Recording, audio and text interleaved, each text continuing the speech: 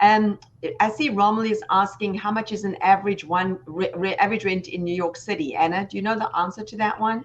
Yes, even though I'm not from the city of New York, but I have a lot of friends that I help to look for an apartment in the city. One bedroom it costs like $3,500.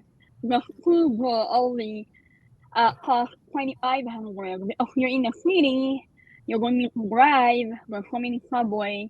And like here, I'm outside of New York City. I'm in a county. It's like an hour away from the city. I'm only paying $2,000 for two bedroom.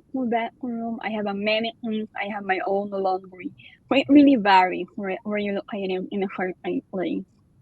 Okay, so it's as Anna says, there's going to be a very wide range of Mm-hmm. rentals available depending on the area, the location, how far Mm-hmm. you are outside of it. If you're in a city, how far you are outside of a city. So there's going to be a wide variation.